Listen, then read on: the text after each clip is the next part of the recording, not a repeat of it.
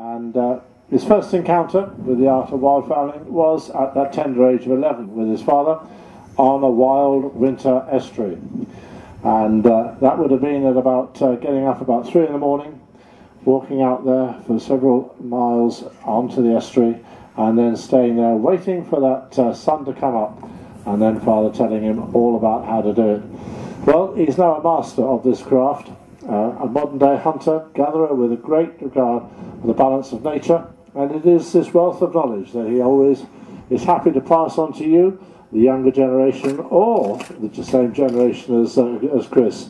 So, ladies and gentlemen, please welcome Chris Green and Wildfowling. Well, thank you very much indeed, Arthur, and hello everyone. What a cracking day. We didn't expect this, did we? However, we're going to race on now, because if there are any countrymen amongst you, you'll notice that big black thing coming over there. We might get some more hail. That ain't going to hurt us boys anyway. Well, wildfowling is in actual fact all to do with the hunting of the wild ducks and geese that migrate to our shores, oftentimes from thousands of miles away. And they've been doing it since the year dot. And they've been hunted ever since their early man was about. In the early days, he wouldn't have had the modern shotguns you see here today. He would have had nothing more than a bow and arrow, or the primitive boys would have had nothing more than a spear. So we take it for granted, don't we, how it's so easy it is to use a modern shotgun. But what we're going to do is give you a whistle-stop tour of how it was all developed. Just to introduce, probably from the beginning, here, we won't be firing this one because black powder in these genuine, real old muzzle-loading muskets is a kiss of death. And this is the real McCoy. This is an 1842 musket. And this was the first gun that was really efficient with your Somerset grandpappies to shoot the ducks on the Somerset levels. And it superseded the flintlock, and it's a terrific bit of kit. In actual fact, if you didn't know what a muzzle loader was, this is the muzzle at the front. All the powder and all the shot had to go down from the front. All done with a ramrod. You've all heard it. And that had to be put down again. This gun was actually originally designed to shoot the Frenchmen, those garlic-smelling froggies. There was a great tradition, but we don't do it anymore. Another one of those things that are now gone. However, it's an 11-bore, somewhat bigger than a 12-bore that we use today, and it fires a thumping great big lead ball.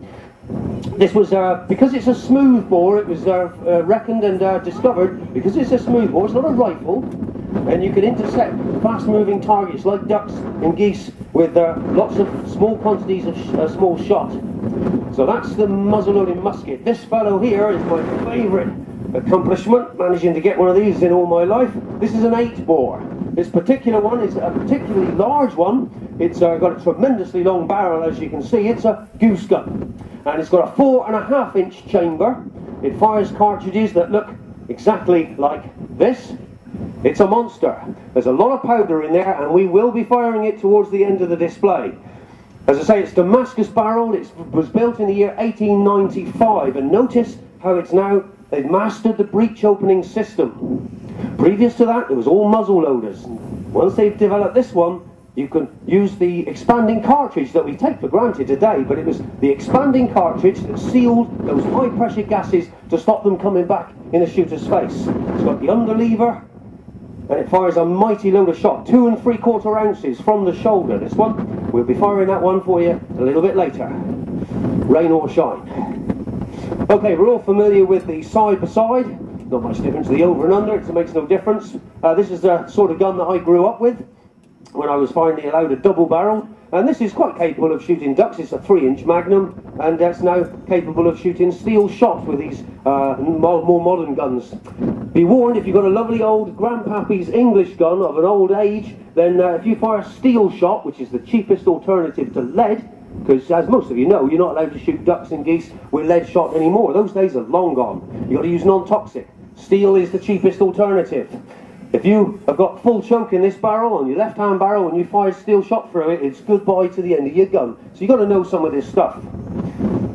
We'll be firing these off in just a moment, but first of all, introduce the latest in the state-of-the-art of engineering. This is a gas-operated semi-automatic shotgun. The barrel does not break in the more conventional way we're familiar with. It loads from the side. Has a magazine underneath that can store 2 more cartridges, so it gives you a chance of 3 shots. That's not greedy, because sometimes you do actually need that. Anyway, we'll talk about all this as we go. So just to give you a little bit of value for money, I think what we'll do is we'll fire this one and you'll get some idea of the flavour for it all. It's a good opportunity to get my dog Jake. This is Jake. If you do go shooting, you've got to have with you the services of a well-trained gun dog. I'd like to show you mine. Trouble is I haven't got one. All I've got is him. Look at that. He's a stinking sack of entrails. He's got to be the ugliest thing you've seen here at the show today, isn't he? Look at that rubbish. He doesn't even know if he's not a polar bear or not, does he? Look. But he's a big, powerful dog. He's 5 years old. He's the softest tempered dog. The nature of this dog is... Look at this, look. He says, I love my daddy. The reason he does that, of course, is because I come home from work at 5 o'clock every evening and give him a great big hiding with a big stick. I don't do that, I'm only joking. Do you know what? He's 5 years old. He's never ever barked in the whole of his life. How about that? But he's a powerful dog, and you need a powerful dog when you're hunting geese. Take a look at the biggest bird you can shoot with a shotgun in this country. And it is this boy. It's the Canada goose. If you were around in the early 1800s, you would never have seen him. This bird was, in actual fact, it was the late 1700s when they were first introduced. Previous to that, on the Somerset levels, where your grandpappies would have harvested the ducks and geese, nobody ever saw them then. And of course, they've now multiplied to huge, huge numbers. They're regarded by the government as an absolute pest. They are, at the moment, on the open general licence, which means that they can be shot at any time of the year. Now, stop there, because who on earth that calls himself a wildfowler would ever shoot these birds when they're nesting? That is not what we're talking about. It's a winter sport. But take a look at the size of this bird. Almost as big as me dog. He's going to be expected to retrieve that bird that could weigh 10 to 15 pounds over huge distances.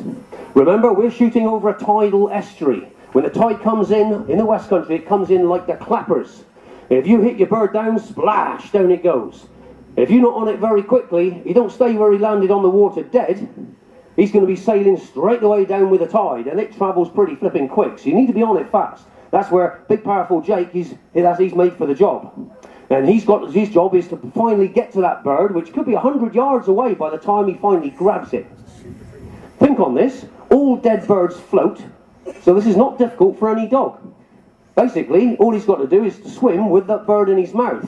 Even though he's a powerful swimmer, he's not capable of swimming against a fast incoming tide. He'll be going backwards. So by the time, he's got to have the intelligence, of course, to get back to the marsh pretty quick. And that way he can obviously use his legs. And he's got to carry it all the way back to me in me hide. See, this is not a normal job. This is nothing like pheasant shooting or shooting driven partridges. It's a totally wild, it's the oldest shooting sport. Okay, when I was 11 years old, my dad first took me shooting, and he made me carry a big old duck gun around for 12 months before he ever let me have any cartridges. What he was doing is making sure I knew how to handle a gun properly. When I was 12 years old, I shot my first pigeon. I can promise you, folks, that was a treasure beyond measure for a 12-year-old boy. Nowadays, they're probably spending all their time in their bedrooms with their boyfriends, and they're watching Nintendo or all these 280 different channels on cable TV or something. Kids are a bit different now. That's mainly because most parents are scared of letting their children out to play. In a moment, I'm going to show you what we did when we were kids, and I'm going to show you how to make gunpowder. Never seen before at the show, and we'll show you how it goes in a minute. This will liven up any lively Are there any lively youngsters here today? With a bit of spirit. Ha! It's everyone over 50 years old putting their hands up now. Look at this. Anyway, I believe that there are still some lively kids out there, and this is what it's about. Shooting is magic, folks. First thing you've got to remember when you handle a shotgun is you've got to look down the barrels to make sure that there's no obstructions. If you get a plug of mud by carelessly jamming it in the ground like an idiot would, then if you didn't bother checking, if you fire the cartridge behind it, you will blow the end of your gun right off. All this stuff you need to know. So the barrels are clear. In goes these are blank cartridges that I'm using today, and they're a bit lively, okay? So you have been warned. There will be a number of loud bangs, so you have to hang on to your hats. Okay, it's a double barrel, so we'll have 2 cartridges. Now, let me show you the proper way to close a shotgun. I knew this when I was just 11. You close the shotgun with a stock up to the barrels. I'll show you again. That is the proper way to close a shotgun. Let me show you the wrong way, and you clay pigeon shooters, you know exactly who you are, and it's a very careless, lazy man's approach to handling what could be a dangerous piece of kit. You've seen it, you know who you are. They stand up in the cage, they're ready to take their shot at the clay targets. A bit artificial, that, you know damn well where they're coming from. And they actually come on demand, so you tell them to pull, and you're ready to take your shot. But the clay shooters, you watch, you've seen it in the Olympics, and I cannot believe this, slamming a gunshot like that. That is not good, folks. Look where it's pointing. You've got to think on this, because inside here we've got a very simple mechanical device. Unless it's serviced, like you MOT your car, every year it will at some stage fail. And the last thing you want is it going off when it slams shut like that. So it's a bad habit to get into. So remember what we said earlier, stock up to the barrels and then right up in the fresh air. Now most of us, of an older generation, we're sick and tired of health and safety regulations every which way you turn. But you have to remember, this, folks, is the dangerous end, alright? It's sharp. He'll hurt you if you don't know what you're doing. So you've got to make sure your gun barrels are pointing up in the air at all times. Here we have the safety catch situated on the top of the stock. The safety catch does not make the gun safe. All the safety catch does is stop the triggers from being pulled. It does not prevent the hammer from striking the firing pin. So bear that in mind. It took me a long time. My apprenticeship lasted 12 months. All I wanted to do was to shoot a pigeon, but my daddy was smart. Okay, we're going to fire him off. By the time the shot leaves the muzzle of the gun, it's already travelling faster than the speed of sound. The speed of sound travels at 1,100 feet per second. What that is in metric money, you figure it out. Jake, stay. Okay, so here we go. This is black powder, and we're going to show you how to make it in just a moment. Here we go. Beautiful, isn't it? Remember, there could be a little old lady right at the top end of the showground. Didn't hear that properly? I think we should have another one. One more. And that's the 12-bore shotgun. There's the empty cases with the expanding cartridges, and no gases come back in the shooter's face. Now, we took it all for granted, and we do take it all for granted nowadays. In the old days, they used to be paper and then brass cartridges. Nowadays, of course, we use plastic. And we'll put that one away and show you how it all began. If you look through your history books, and this is something I was fascinated with as a fairly wild youngster, history books told us in the library that the gunpowder is actually made out of three main components. First one is potassium nitrate, which is saltpeter. It used to be used for salting down meat long before they had fridges and freezers. So remember, you probably heard that before, salted meat? Well, it used to be potassium nitrate, the major ingredient for gunpowder. Next up, we got sulphur.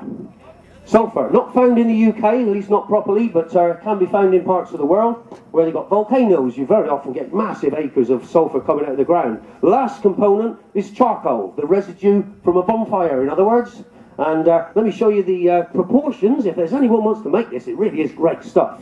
75% saltpeter, mixed with 15% of this yellow stuff, the sulphur, mixed with 10% of the charcoal. Those Chinamen with those slanty eyes and wearing a lampshade hat, you know, the archetypal Chinaman, they discovered this about 2,000 years ago. They knew all about fireworks, and they managed to harness those explosive forces. Tell you what we'll do. I'm not going to mix it now. It's going to get a shower of rain. I don't want to get my stuff particularly wet. But anyway, you know what it sounds like, and it goes off with a mighty bang. It's not an explosive, it's a propellant. It's designed to propel a wad which pushes the shot down the barrel. So we do have those Chinamen to actually thank for this brilliant sport we have today. Okay, now of course it took a long time. We mentioned the musket earlier on. And I don't know if anyone wants to take up the old tradition of shooting froggies again. But as I say, this is a genuine, original musket, and it's a magic gun to use nowadays. Because the modern shotgun's too easy, isn't it, when you know what you're doing? And so let's make it hard for ourselves. I reckon this is going to come back. As I say, it takes too long to fire that one. I will be firing off the 8-bore, and believe me, there'll be no mistake when this one goes off. This is a Goose gun, capable of ranges up to about 50 to 55 yards. You need to know what that is. The distance between this side of the arena and that side of the arena is the ideal 12-bore shooting range. Where you people are, look at the end of the arena, miles too far for a 12-bore. Because what we want is our birds dead in the air, bang, dead, splash. Dog fetches it back, bingo, there's your supper. That's how it should work. It's the idiots that haven't learned the true skills of it that will take long-range shots from here to the top of the trees. You're far more likely to miss or wound it, and that's not the future of shooting. Okay, right then, Jake, let's go wildfowling, shall we? So then, I want you to imagine, forget last season, the winter we've just had, that was completely abysmal with all that rain. All the estuaries were empty of ducks because they all ended up right in your back garden on the Somerset levels. Thousands and thousands of widgeon, pintail, teal, all stayed there all winter. So that was a bit grim. But normally it's a winter sport. You've got to be wrapped up for the part. You need to know what you're doing, because this is a wild estuary in the middle of December. Michael Fish, the weatherman, has told us there's a big depression coming in from the northwest. And you need to know, in this hostile environment, how to keep warm. The secret is to keep him warm and to stop hypothermia is to make sure you can get it on. It have lots of different layers, lots of thin layers. And I've just lost my hat. Where'd that go? There he is. So lots of thin layers. That'll stop you getting killed by the cold. The coldest temperature I ever went out in was minus 14. That's cold enough for anyone, trust me. And as I say, it's pretty cold. Your fingers stick to the gun barrel just like super glue and you can't get them off. Have you ever been out in that? This is adventure, folks. This isn't lazy pheasant shooting. This is the stuff for young, fit, strong men. You can go pheasant shooting when you're, well, about 90 years old. That's probably the best you can do, to be honest with you. Okay, so we'll put that one there back in the hide. Because we're going after ducks, and we're going to go after the geese as well. Now remember what we said earlier, it takes a little while to train your gun dog not to retrieve, because nearly all dogs naturally want to retrieve it to you as the master. When you see unruly dogs dragging kids down the pavement like this, you've all seen it. That's not a bad dog, that's a stupid owner. So you've got to have that thing called discipline. When I say something, I have to mean it. So when me and Jake are in the hide, picture this, you can't have a stupid puppy dog jumping up and down when you've got loaded guns. You've got to have a proper steady dog. Sit. Good boy. Shall we shoot some ducks, Jake? Good lad. Okay. Should introduce some of the birds we shoot. These are, of course, the Canada geese. It makes a mighty splat in the mud if you're lucky enough to knock him down. There's a lot of meat upon his bones, of course. That can feed a family of 5 or 6. No problem at all. Alright then, Jake. Now let's take a look at the Arctic camouflage. This estuary looks nothing like you see here today. It's a vast expanse of marine grasses, which gets covered by the tide twice a month. You get spring tides and you get neap tides. Most of you should know this. When you see half a moon in the sky, a moon cut in half, that means it's a period of neap tides. It means the tide does not come up very far. When you get a full moon up in the sky, or a brand new moon, the one that you cannot see, that's the big springers. And if you get on the salt marsh, on the top of spring tide, all of us will be under 6 foot of seawater. See, you need to know this stuff. So otherwise you get drowned unless you're a really good swimmer. Come on, Jake. Camouflage, we mentioned, there's no trees, no bushes in this place. It's a vast expanse of dead flat ground, and our job is to blend in to the background. Notice what I've done here. It's the blackest, darkest, rubbishiest hide you would ever use. These ducks and geese are wild, totally, truly wild. They're not pheasants, they're proper wild. They don't need to come anywhere near you. And having a hide using that NATO camouflage material on a salt marsh looks like a black square box from any distance. These birds don't need to come anywhere near you. So you've got to learn the art of concealment. So I'm going to have a much lighter coloured hide than that. In any case, that's going to be set down on the edge of a gutter so that we're at ground level. These birds, if we've done our sums right, have no idea we're here at all. Before I go too far, let me just explain the modern shotgun. Remember we mentioned the Chinese discovering gunpowder 2,000 years ago?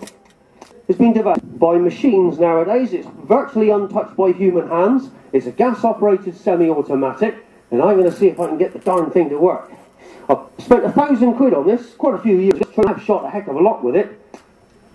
Come on. Got a magazine underneath, and we'll see if we can get it to cycle. What you should see, because it's gas operated, it recycles the action and loads up with a fresh one from underneath.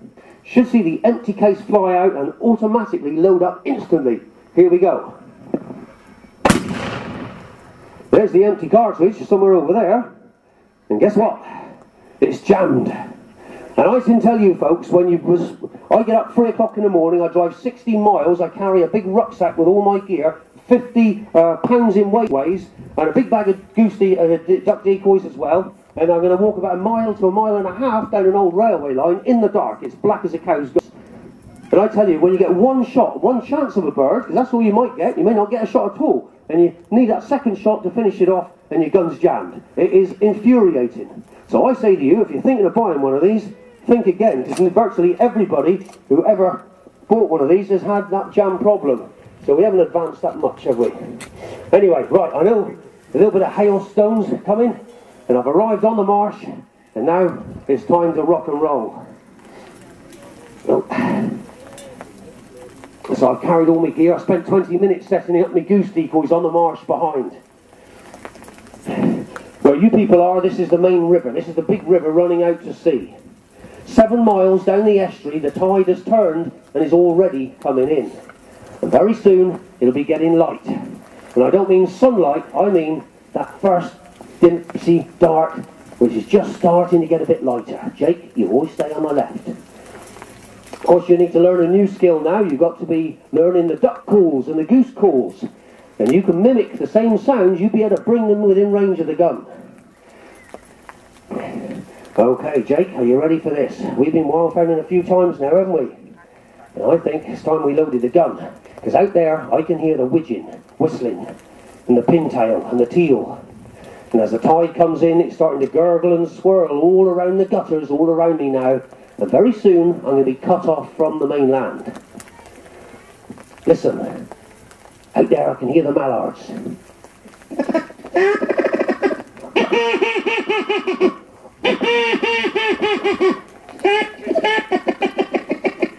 Now the geese are getting up as well.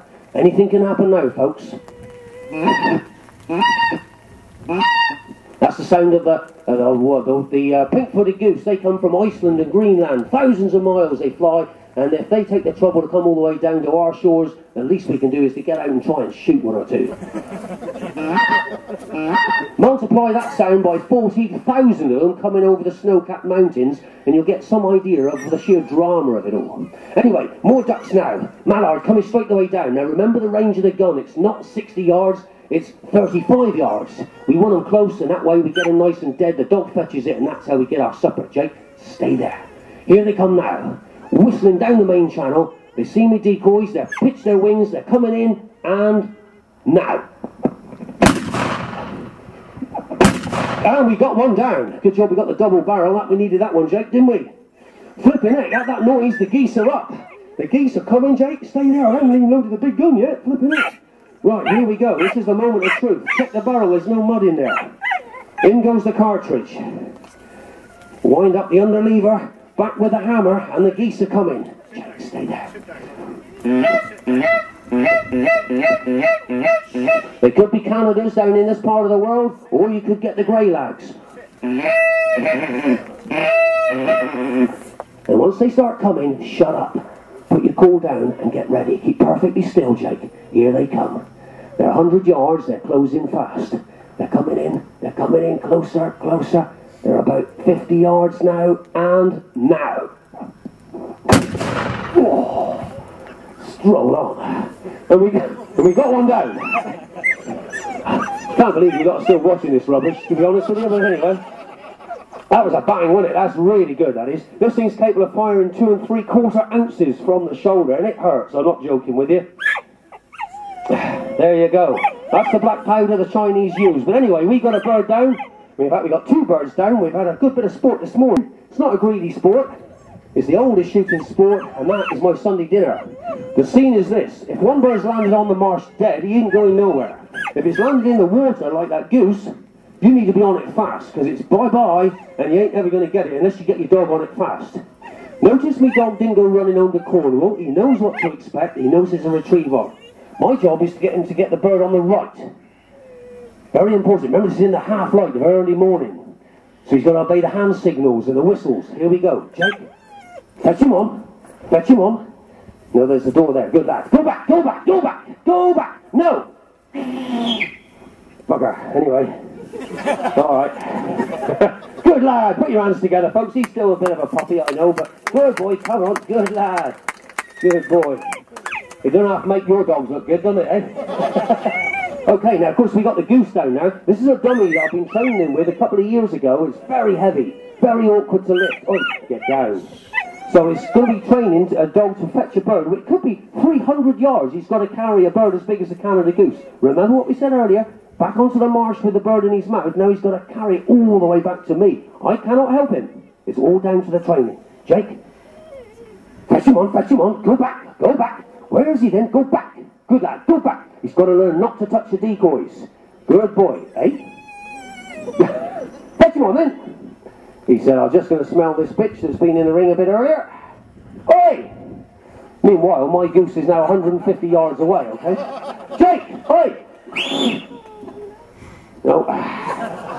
Okay. If you're thinking of getting a dog, always get a bitch. You don't get half this trouble. Look at this, look. He's looking for chips, he's looking for bitch smells, and we can't have this, can we? Remember, in the real world, I cannot help this. He's literally on his own doing his own thing, so I've got to be much stricter than this. Oi! The reason I'm using my fingers is because I've lost my dog whistle as well. This isn't going very good. Oi! Mind your boots. Ooh. Jake, fetch him on, fetch him on. Fetch him on. Hand signals. Go back. Go back. Good boy. And fetch him on, you blinking clown. Come on. Good boy. Now watch what he's doing. He's holding it by that bird's shoulders, just at the top part of his breast.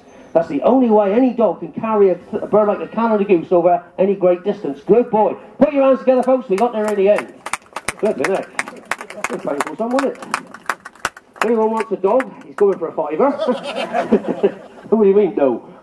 Anyway, folks, I'm not joking. This is the real deal. As I said, you can save your pheasant shooting until you're a really old man while you're still young and fit. I've got my goose, I've got a mallard, and when you take all these feathers off and all that muddy gunge that's from the muddy estuary, it's the most perfect meal you'll ever have. Now, you may think this looks exciting, and you may want to get out more and do some exciting stuff, but nowadays there's loads of opportunities. There are loads of clubs all around the British Isles that you can join. Up on the main building over there, on the balcony, we've got maybe a dozen wildfowling clubs. You can just go along there, choose when you want to shoot, and bingo, you're in the club. It's that easy. That's the future of shooting, guys. Thanks very much for watching. From me and my stupid dog, we'll see you on the BASC stand in about half an hour. Thank you. Good point. Thank you.